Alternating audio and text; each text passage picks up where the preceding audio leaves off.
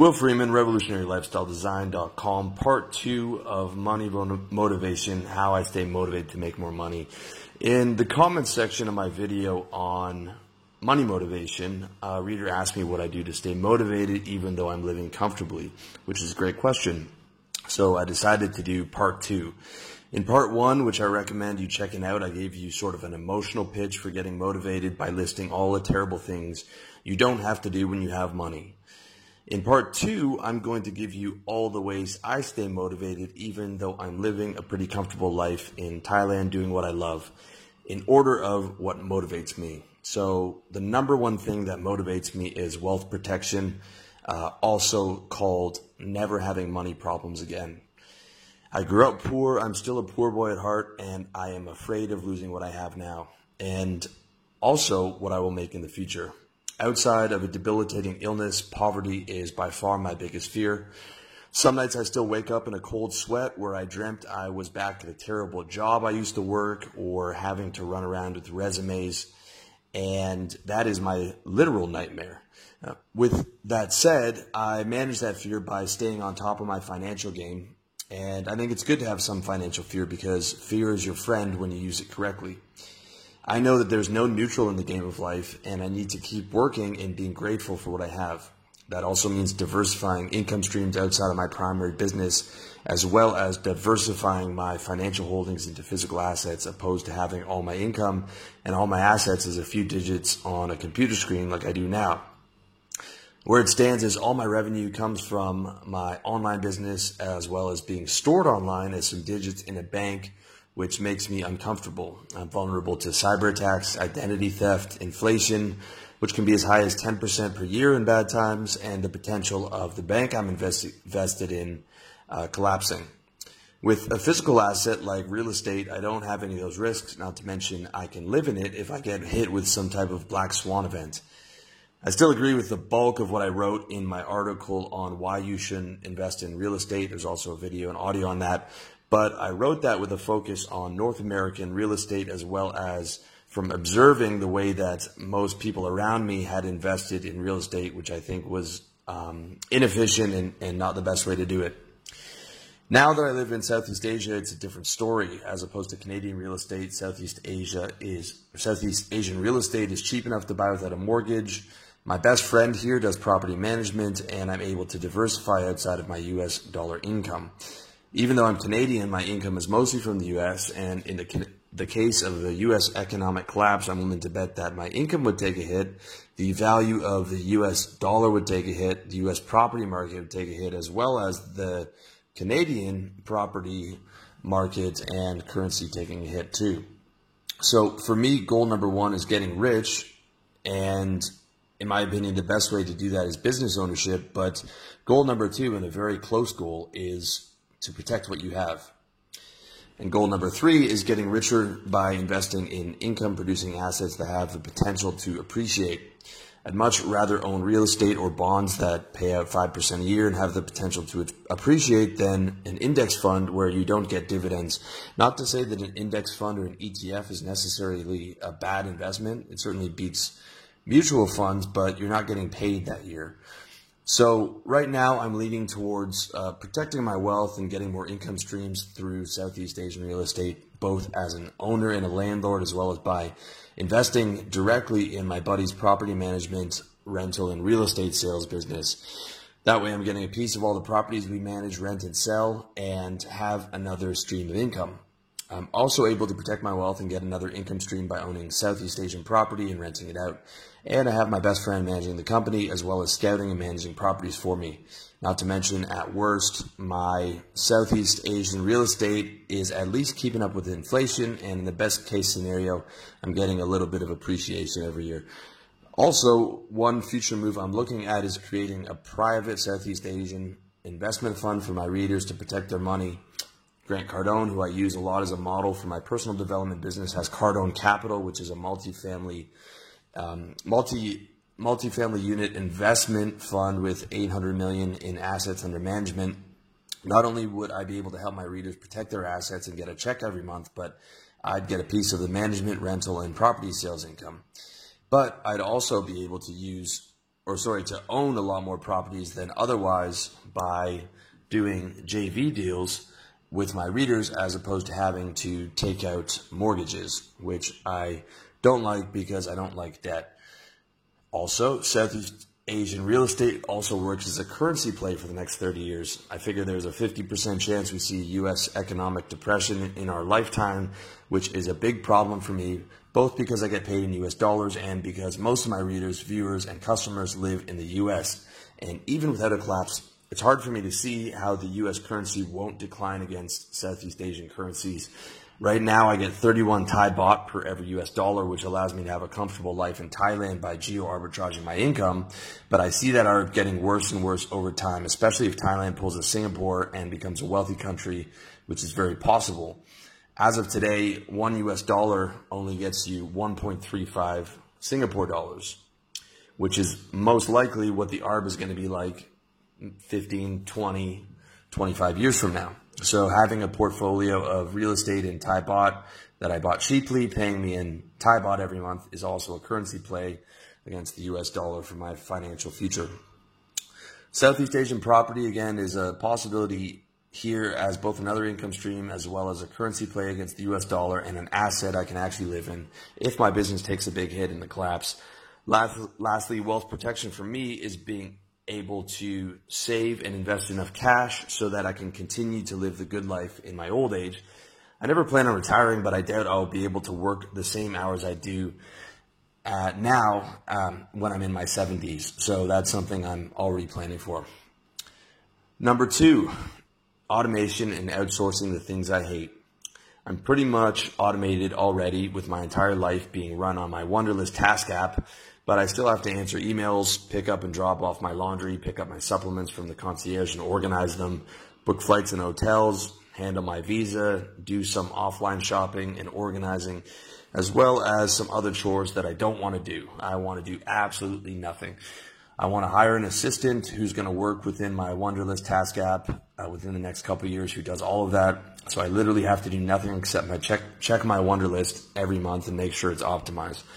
I also want to outsource all the stuff for my business that I don't like editing, tagging, uploading, and all the other things that I hate doing, which is pretty much everything except for doing articles and videos and talking with my coaching clients, as well as responding to nice comments that you guys leave. I want someone to handle my social media, coaching requests, emails, do the grunt work of organizing my future courses and future seminars. And to get good people, I expect to pay a lot of money. My end goal is cutting my work hours down to 9 a.m. to 2 p.m., which is a solid 5-hour day, not including lunch, every day, and only do the things that I love in my business while seeing my income go up every year. If you're wondering if I would want to cut my work hours to 0, I don't. I want to work every day, but I want to work a relatively short 4 to 5 hour day, maybe 5 to 6 hour day, and just do only what I want. Number 3, fun stuff. I'm also motivated by all the fun stuff I can buy. Not only do I have income goals, but I have monthly spending goals and wish list goals. And I hate spending savings on things that don't make me income. So all of these goals have to come out of what I made that month before the money goes into savings or is reinvested in my business. And I take money into savings or reinvestment every single month. So a good rule to keep yourself from going back to the poorhouse is to save a good deal of your money every month, to reinvest a certain amount of money in your business every month, and to treat the savings account as sacred. I actually have a label for my savings account in my online bank, and it is labeled sacred. Once it's in savings, it should only leave for emergencies or investing in assets that produce you income. That's why if you want something nice, it has to come out of the money that you made that month before you transfer it over into your savings, after which you cannot touch it. With that said, not only should you have income, savings, and reinvestment goals, but I want to reiterate having spending goals. Having spending goals gives you a lot of things to look forward to. It also means that you have to keep increasing your income and gives you further motivation to do that because you're saying, okay, I want to be able to spend $10,000 every month, and you're treating that as a goal. So some of the things I want to buy without having to dip into savings are spending $3,000 to $5,000 a month on this beast mode penthouse in Pattaya. I actually know the one that I want. There's one or two that I'm looking at, and those are on the list for the next couple of years. A ridiculous motorcycle, spending $2,000 per month on an office in a high-rise with me and my guys, although I'm not sure if we'll need one. Getting an SUV and a driver for me and the boys on weekend nights out, as well as, whatever friends we might pick up. Renting Pattaya booze cruise party boats to throw parties for me and the guys and the girls a couple times a month.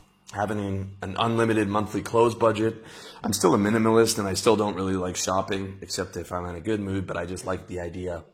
Unlimited monthly food, drink, and entertainment budget, unlimited monthly biohacking budget, and being able to take 2 to 3 longer semi-vacations every year and maintain my lifestyle in those countries, and paying for those vacations with what I made that month while still hitting my monthly savings targets. You guys know, if you read my stuff, I'm not a big fan of these week-long vacations or 2-week-long vacations. I'd rather take, one month vacation every 6 months so that I don't have to spend all this time on the plane, and then only a week later I'm getting back on another plane. It's basically a semi-vacation where I'm still doing work.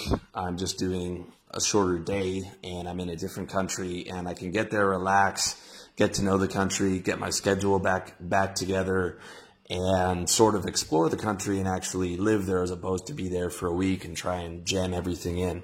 And because it's only a semi-vacation and I don't like not working anyways, it's just shorter days, so I'm able to pay for the vacation with what I'm making and still hit those savings targets. Number 4, getting my visa handled permanently. Visas can be a big headache living abroad, and it's something I want to get handled. Some options are re-domiciling my business in Labuan, which gets you a 2-year renewable Malaysian visa, dropping 300 grand on some property in Malaysia to get a long-term visa, dropping the equivalent amount in Thailand for the same type of long-term visa, or just straight up buying a $30,000 Thailand Elite Visa card, which gets you a 10-year multi-entry visa, Thai visa, as well as priority service at the airport. Number 5, blowing up my reach online. If I'm being honest, I like fame and influence as much as I like money. I'm starting to get recognized on the street, and I want that to become a regular thing. I heard from a friend of a friend who was complaining about being recognized too often in Chiang Mai, so he left. And I think guys like that are in the wrong business. If you are in the personal brand business, you want as many people to know you as possible. Otherwise, you're in the wrong business. Also, you should always be happy to hear from a fan, because it's those guys who are paying for you to live well, and I will never not take time out for someone who is happy to see me and who likes my work.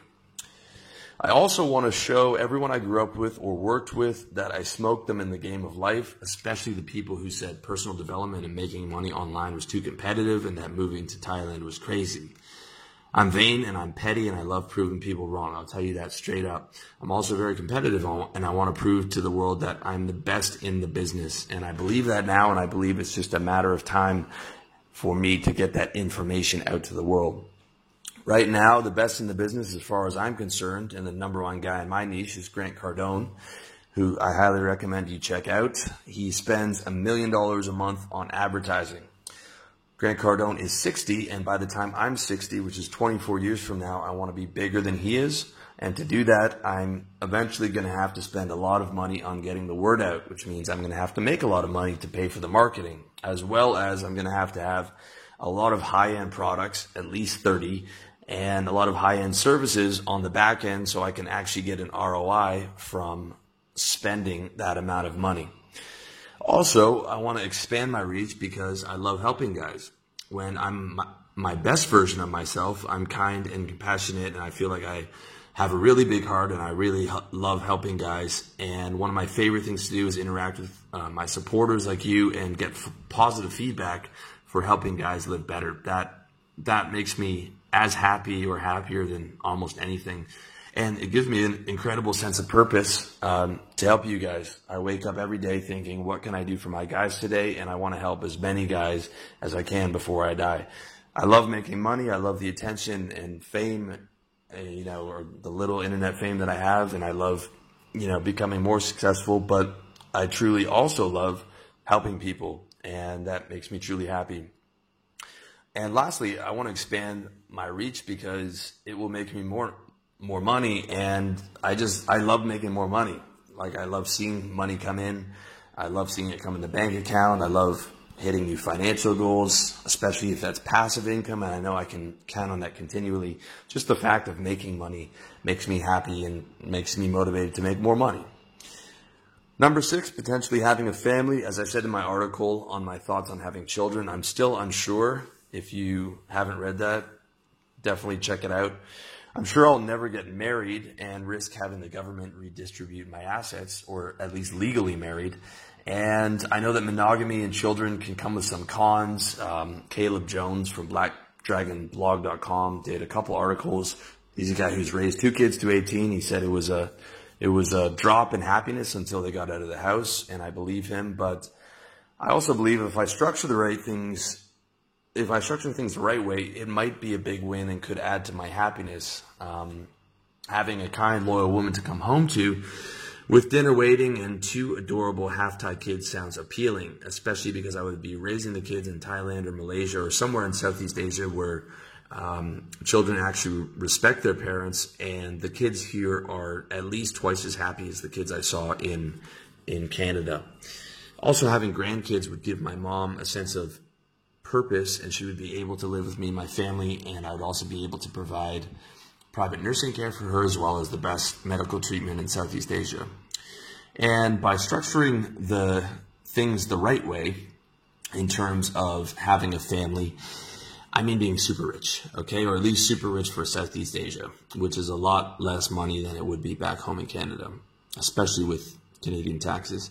As I keep telling you guys, money either solves or dramatically reduces all your problems, and I want enough money to rent a huge house with a lot of space, which is super important. After having once lived in a 1-bedroom apartment with my girlfriend, I said never again unless the place is massive, especially if you have kids. Also, I want a chef, nanny, maid, and driver. I mean, that's not a whole lot of, labor's quite cheap in Southeast Asia, so that's not a ton of money. But I also want to be able to send my kids to the best schools. All that means money. And, having all those things in place would allow my wife to not have to work. I would never want my wife to have to work a job. I hate working a job. I would never work a job again. If she's going to work, it would be on something she's doing on her own or helping me with my business. And I want her not to have to do tedious chores. But more than that, I'd be happy to pay for the job of being my non-legal wife and the mother of my children. I don't think there's a more important job on the planet than a mother, and especially a good mother. Some feminists might disagree with that, and that's fine, but I'm not trying to put a round peg into a square hole. It would be only as a partnership with someone who wants to be a mother and who likes the idea of being taken care of and who is family oriented and is 100% behind the same deal that I am.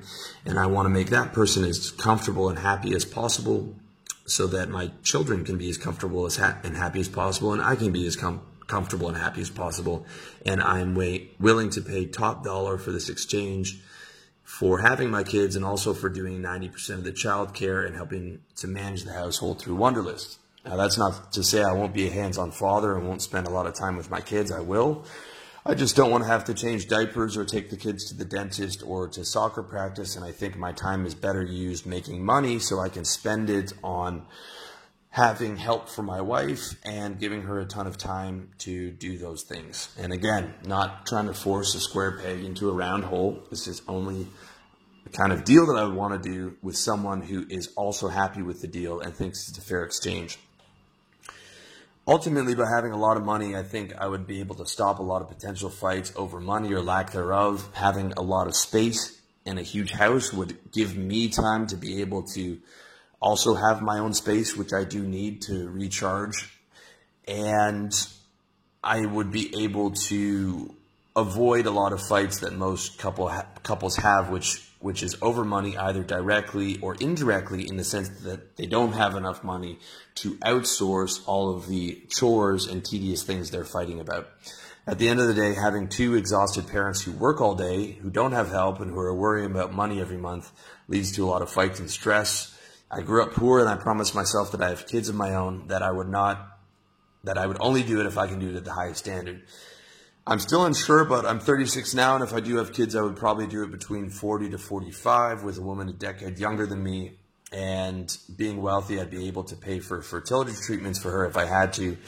That's a bit older to have kids than most people, but again, most people have kids when they can't afford it and run into money problems. I would rather be a bit older, have kids when I can afford it, and by afford it, I mean I've smoked the financial game, and I can create a very easy, comfortable lifestyle for my wife and my kids.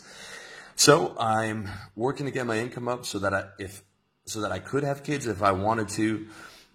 If I choose not to have kids between 40 to 45, well, then that means I just worked a bit harder and I will have more disposable income, which is also a win. Number 7, motivation is health. After turning 36 this year, health is increasingly becoming a bigger priority. I can't slide on my diet like I used to and expect to feel good. TRT has been a big boost, but I want to do a lot more. By 40, I want to have a hair transplant potentially, and then possibly one every year or a touch-up every couple of years. I might just keep shaving my head. I'm not sure if I care enough about that. I definitely want to fix my flat feet through surgery because they cause knee problems, a tilted pelvis, and light scoliosis in my upper back. I do a lot of stretching that helps with that, but I want to fix the structural problem.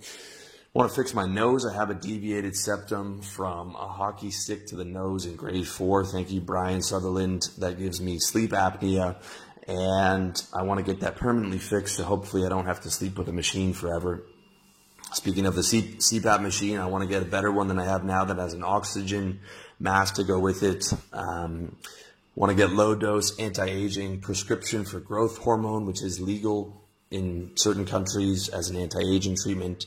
I also want to get prescriptions for all of the latest anti-aging tech and have a good relationship with the best anti-aging doctor in either Thailand or Malaysia. I want to get a genetic test and intensive blood work done and get my levels to optimal on everything. Get regular checkups with not only the best anti-aging clinic, but also the best doctor in Thailand and Malaysia, and continue to get the best supplements, which I'm doing pretty well, and continue to experiment with the best legal mood boosting drugs and supplements, all of which cost money. Number 8, taking care of my mom. My mom is in her 70s now, and I live halfway around the world. It's something I think about every day. I've been selling her on retiring out here since before I left, and she came out this year and had a blast, but she's not sold yet. I'll never put her in a home, and I don't want to move back to Canada, so that means I want to make the deal as enticing for her to come out as possible, and having money helps. I want to have a huge house where she has her own space, be able to afford private nursing care at home, as well as to be able to pay for the best medical treatment in Southeast Asia. Top dollar medical treatment in Bangkok or Malaysia is world class, and it's way better than what she would get in Canada and cheaper, because Canadian medicine is good, but it's socialized, so you have limited doctor choice at the hospital. You can't get a private room. You're waiting forever. If she has issues, I want to be able to pay for a private room in the best hospital with the best doctor on the Asian continent, which is probably going to be Bangkok or Malaysia. Also, half of why I want to have a family is to give my mom a sense of purpose, to give her some grandkids. I want to be able to give that back to her, as well as having my non-legal wife help out with her, which, as I covered, of course, costs money. Lastly, number 9 is charity. I want to be able to give back. And I believe the first place you should start is people you know. I want to be able to help all the people I know. Right now, all I do is tip well, and I save all my change to give to my cleaning lady's niece, who comes with her to clean and is adorable. It's not enough. I want to be able to give way more. I mean, She's 7, so it means a lot to her, but it's not nearly enough. I want to be able to do way more. I want to be able to help anyone in my life who needs money, as well as help you guys by either giving money to my readers who have health problems or starting an interest-free loan organization that can outlive me, where I give you guys loans or to start businesses, finding one guy per year and giving him X amount, and maybe doing a Kickstarter where you guys can donate and be able to give a bit to charity that is going to one of your guys, and I'll match whatever people put in. I want to be able to do that within 10 years or something along those lines. Some people say it's selfish to make money. I say it's selfish not to make money. The more money you make, the more people you can help. And you can say that you help people with your time, and that's true, and it's a good thing, but you can help a lot more people when you have a 7-figure income and can afford to give $100,000 away, tithing 10% to people in need. That's a big motivation for me. I'll be honest, it's my last motivation on that list, but it's still something I want to do. And whenever I'm able to help people financially, I feel good. So I want to be able to continue that, and I want to be able to do a lot more of that in the future. So in summary, there's a lot of work to be done if you want to live life at the highest levels, and that takes money. If you're not money motivated, you're not on top of your game, okay? Don't think just because you're comfortable you can slide, because you can't. There's no neutral in life, and you're either going up or you're going down. The last thing you want is some health problem or some black swan financial event or some black swan event in your business to remind you of that fact, all right? I would bet there's a 50% chance of a U.S. economic depression in our lifetime. You do not want to get too comfortable. If you grew up poor like me, I don't have to remind you of that. You're already afraid of being poor. If you grew up middle class like a lot of you guys, you need to burn that in your brain. Just because you're doing all right financially does not mean you can be totally comfortable, all right? You're kidding yourself. And if you haven't been poor in your life, believe me, you should be afraid of that, especially in adulthood and especially after you've already made some good money, all right? Do not forget that, and do not get too comfortable. A little bit of fear within moderation is your friend. So if you want more help on money motivation, check out part 1, either the article, the video, or the audio. Also, if you haven't set your goals and wish list for what you want, I recommend you checking out my book, How to Get Organized, to see how I set everything up. It will make a major positive impact in your life. Lastly, in the article version over at revolutionarylifestyledesign.com, I've included some resources on how to spend your money wisely and how to plan for your financial future. These also all have videos and audios. They are how to prepare for potential U.S. economic collapse. They are 10 reasons why the stock market won't make you rich, everything you need to know about equities trading, history, industry overview, my experience and advice, how to spend money wisely, how to plan your financial future, income, savings, credit, cash, currencies, passports, housing, taxes, business, investments. Check all those out. If you want direct links to those, go over to revolutionarylifestyledesign.com. Check out my Money Motivation Part 2 article to get that, as well as the embedded links in the actual article. And let me know what you think in the comments section. As always, I wish you all the best in your personal development as well as in your financial future, and I hope you found this useful.